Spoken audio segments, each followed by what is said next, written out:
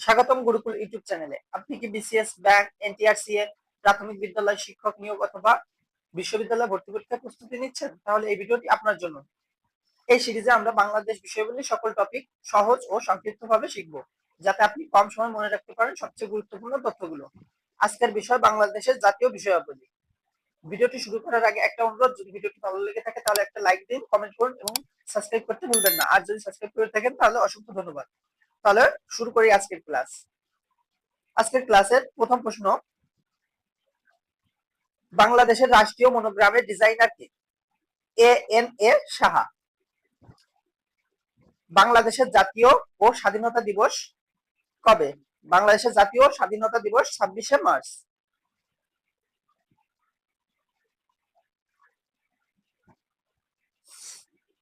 ছাব্বিশে মার্চকে জাতীয় দিবস বা স্বাধীনতা দিবস হিসেবে ঘোষণা করা হয় 1980 সালে।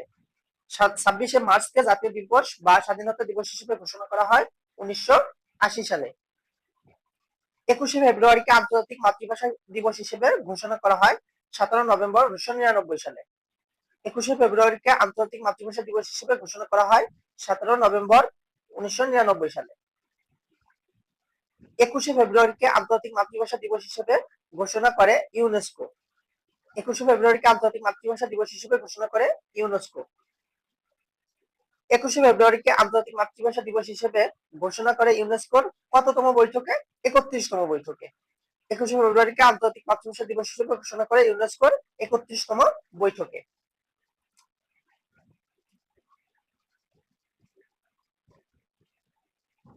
21শে ফেব্রুয়ারি আন্তর্জাতিক মাতৃভাষা দিবস হিসেবে পালিত হচ্ছে 2000 সাল থেকে। 21শে ফেব্রুয়ারি আন্তর্জাতিক মাতৃভাষা দিবস হিসেবে পালিত হচ্ছে 2000 সাল থেকে। বাংলাদেশের জাতীয় পতাকার ডিজাইনার কামরুল হাসান। বাংলাদেশের জাতীয় পতাকার ডিজাইনার কামরুল হাসান। জাতীয় পতাকার লাল বৃত্তের মাপ পতাকার 5 ভাগের 1 অংশ। জাতীয় পতাকার লাল বৃত্তের মাপ পতাকার 5 ভাগের 1 অংশ। বাংলাদেশের পতাকা প্রথম উত্তোলন করা হয় 2রা মার্চ 1971 সালে। বাংলাদেশের পতাকা প্রথম উত্তোলন করা হয় 2রা মার্চ 1971 সালে। বাংলাদেশের জাতীয় পতাকা প্রথম উত্তোলন করেন তৎকালীন ছাত্রনেতা আসমা আব্দুর রব। বাংলাদেশের জাতীয় পতাকা প্রথম উত্তোলন করেন তৎকালীন ছাত্রনেতা আসমা আব্দুর রব।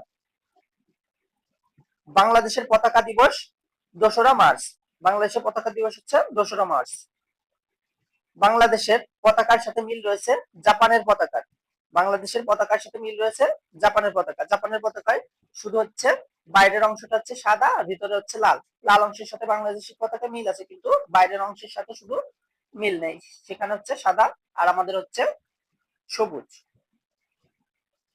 জাতীয় সঙ্গীতের মাধ্যমে সর্বপ্রথম জাতীয় পতাকা উত্তোলন করা হয় 3রা মার্চ 1971 সালে পল্টন ময়দানে বঙ্গবন্ধুর উপস্থিতিতে শাহজাহান সিরাজ। জাতীয় সঙ্গীতের মাধ্যমে সর্বপ্রথম জাতীয় পতাকা উত্তোলন করা হয় 3রা মার্চ 1971 সালে। আর পল্টন ময়দানে বঙ্গবন্ধুর উপস্থিতিতে হচ্ছে শাহজাহান সিরাজ এই জাতীয় পতাকা উত্তোলন করেছিল জাতীয় সঙ্গীতের মাধ্যমে। বঙ্গবন্ধু শেখ মুজিবুর রহমান জাতীয় পতাকা উত্তোলন করেন 23 মার্চ 1971 সালে ধানমন্ডিতে নিজ বাসভবনে। বঙ্গবন্ধু শেখ মুজিবুর রহমান জাতীয় পতাকা উত্তোলন করেন 23 মার্চ 1971 সালে ধানমন্ডিতে নিজ বাসভবনে। বিদেশে মিশনে বাংলাদেশের পতাকা সর্বপ্রথম উত্তোলন করা হয় 18 এপ্রিল 1971 সালে ভারতের কলকাতাস্থ বাংলাদেশ মিশনে। বিদেশে মিশনে বাংলাদেশের পতাকা সর্বপ্রথম উত্তোলন করা হয় 18 এপ্রিল 1971 সালে ভারতের কলকাতাস্থ বাংলাদেশ মিশনে। মানচিত্র খচিত বাংলাদেশের প্রথম জাতীয় পতাকার ডিজাইনার ছিলেন শিবনারায়ণ দাস।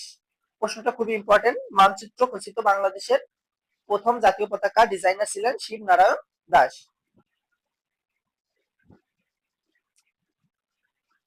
পরবর্তী প্রশ্ন, বাংলাদেশের মানচিত্র প্রথম আঁকেন মেজর জেমস রেনেল। বাংলাদেশের মানচিত্র প্রথম আঁকেন মেজর জেমস রেনেল। বাংলাদেশের জাতীয় পতাকার পরিমাপের অনুপাত দৈর্ঘ্য ও প্রস্থে হচ্ছে 10:6। বাংলাদেশের জাতীয় পতাকার পরিমাপের অনুপাত দৈর্ঘ্য প্রস্থ 10:6। বাংলাদেশের জাতীয় সঙ্গীত রবীন্দ্রনাথ ঠাকুরের বিখ্যাত গান আমার সোনার বাংলার প্রথম চরণ। বাংলাদেশের জাতীয় সঙ্গীত রবীন্দ্রনাথ ঠাকুরের বিখ্যাত গান আমার সোনার বাংলার প্রথম চরণ। আমার সোনার বাংলা কবিতাটিতে চরণ আছে 25টি। আমার সোনার বাংলা কবিতাটিতে চরণ আছে 25টি। পরবর্তী প্রশ্ন, আমার সোনার বাংলা রবীন্দ্রনাথ ঠাকুরের গীত বিতানের স্বর বিতানের অন্তর্ভুক্ত। আমার সোনার বাংলা রবীন্দ্রনাথ ঠাকুরের গীত বিতানের স্বর বিতানের অন্তর্ভুক্ত। আমার সোনার বাংলা এই গানটির সুরকার রবীন্দ্রনাথ ঠাকুর নিজেই। আমার সোনার বাংলা এই গানটির সুরকার রবীন্দ্রনাথ ঠাকুর নিজেই। কোন রাষ্ট্রীয় অনুষ্ঠানে জাতীয় সঙ্গীতের 4 চরণ বাজানো হয়? কোন রাষ্ট্রীয় অনুষ্ঠানে জাতীয় সঙ্গীতের 4 চরণ বাজানো হয়? আমার সোনার বাংলা আমি তোমায় ভালোবাসি বাংলাদেশের জাতীয় সঙ্গীত হিসেবে গ্রহণ করা হয় কবে? 3রা মার্চ 1971 সালে বাংলাদেশের স্বাধীনতার ঘোষণা পত্রে। আমার সোনার বাংলা আমি তোমায় ভালোবাসি বাংলাদেশের জাতীয় সঙ্গীত হিসেবে ঘোষণা করা হয় 3রা মার্চ 1971 সালে বাংলাদেশের স্বাধীনতার ঘোষণাপত্রে।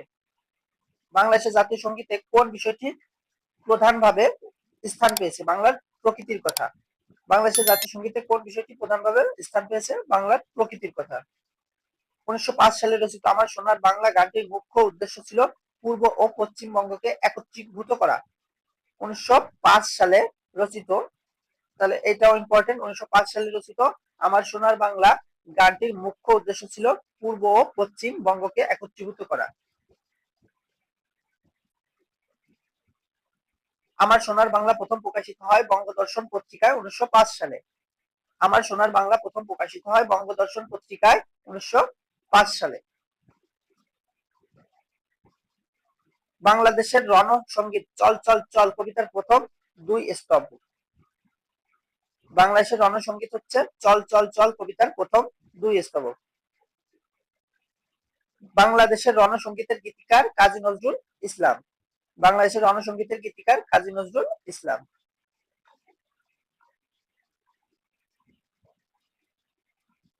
বাংলাদেশের রণসঙ্গীতের সুরকার কাজী নজরুল ইসলাম নিজেই। বাংলাদেশের রণসঙ্গীতের সুরকার কাজী নজরুল ইসলাম নিজেই। উৎসব অনুষ্ঠানে বাজানো হয় রণসঙ্গীতের প্রথম 21 চরণ। উৎসব অনুষ্ঠানে বাজানো হয় রণসঙ্গীতের 21 চরণ। আর জাতীয় সঙ্গীতের হচ্ছে 4 চরণ। রণসঙ্গীত প্রকাশিত হয় শিক্ষা পত্রিকার 2য় বার্ষিক সংখ্যায়। রণসঙ্গীত প্রকাশিত হয় শিক্ষা পত্রিকায় 2য় বার্ষিক সংখ্যায়। রণসঙ্গীত প্রথম প্রকাশিত হয় নতুন গান শিরোনামে। রণসঙ্গীত প্রকাশিত হয় নতুন গান শিরোনামে। রণসঙ্গীতের গীতিকার ও সুরকার কাজী নজরুল ইসলামকে স্থায়ীভাবে বাংলাদেশে নিয়ে আসা হয় 1974 সালে। রণসঙ্গীতের গীতিকার ও সুরকার কাজী নজরুল ইসলামকে স্থায়ীভাবে বাংলাদেশে নিয়ে আসা হয় 1974 সালে। বাংলাদেশের রণসঙ্গীত চল চল চল সন্ধ্যা কাব্যের অন্তর্গত। বাংলাদেশের রণসঙ্গীত চল চল চল সন্ধ্যা কাব্যের অন্তর্গত। রণসঙ্গীত প্রথম প্রকাশিত হয় বাংলা 1335 সালে। রণসঙ্গীত প্রথম প্রকাশিত হয় বাংলা 1335 সালে। বাংলাদেশের ক্রীড়া সঙ্গীত সেলিনা রহমান রচিত বাংলাদেশের দুরন্ত সন্তান আমরা দুর্দম দুর্জয় গানটি। বাংলাদেশের ক্রীড়া সঙ্গীত সেলিনা রহমান রচিত বাংলাদেশের দুরন্ত সন্তান আমরা দুর্দম দুর্জয় গানটি। বাংলাদেশের ক্রীড়া সঙ্গীতের সুরকার খন্দকার নুরুল আলম।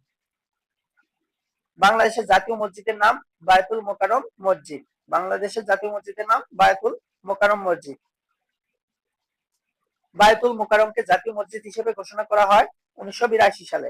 বায়তুল মোকাররমকে জাতীয় মসজিদ হিসেবে ঘোষণা করা হয় 1982 সালে। তাহলে এই ছিল আজকের ভিডিও। যদি ভিডিওটি ভালো লেগে থাকে তাহলে লাইক দিন, কমেন্ট করুন এবং গুরুকুল ইউটিউব চ্যানেলটি সাবস্ক্রাইব করতে ভুলবেন না।